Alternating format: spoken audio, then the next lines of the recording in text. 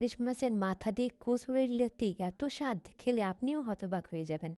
একটি কড়াই পরিমাণ মতো তেল দিয়ে 1/2 কাপ পেঁয়াজ কুচি, 3-4টা কাঁচামরিচ কুচি দিয়ে ভালো করে ভেজে নিব। ততক্ষণ ভেজে নিব যতক্ষণ পর্যন্ত কাঁচামরিচ এবং পেঁয়াজের কাঁচা গন্ধটা না যায়।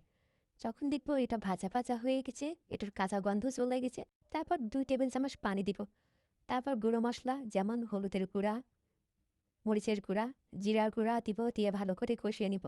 পানি দেওয়ার কারণে মশলাটা পুড়বে না, মশলার স্বাদ বজায় থাকবে। এটা ভালো করে কষিয়ে নিতে হবে সময় নিয়ে, ধৈর্য নিয়ে। তারপর আগে থেকে কেটে তুলে রাখা মাছের মাথাটা দিয়ে দিব।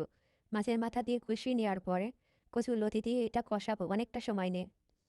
বারবার ঢেকে ঢেকে কষিয়ে নিব যতক্ষণ না এটা আধা সিদ্ধ হতে হবে। এটা কিন্তু কষানোর উপরে স্বাদ নির্ভর করবে। তারপর পরিমাণ মতো লবণ দিয়ে আবার ঢেকে দিব। দিয়ে এটা বারবার নেড়ে দিব। দিয়ে কষানো হয়ে গেলে তখন 1 কাপ পর্যন্ত পানি দিব। তারপর মিডিয়াম হিটে এটা রান্না করে নিব। নিজের পছন্দ মতো যখন ঝোল চলে আসবে তখন এটা নামিয়ে নিতে হবে। আপনাদের যদি রেসিপিটা ভালো লাগে খেয়ে অবশ্যই রিভিউ দিবেন এবং সাবস্ক্রাইব করে পাশে থাকবেন। ধন্যবাদ। কচুরলতি এবং ইলিশ মাছের মাথা দিয়ে এই রেসিপিটা আর কার কার পছন্দ আপনারা কিন্তু কমেন্টে জানাবেন। আমি রিপ্লাই দিব।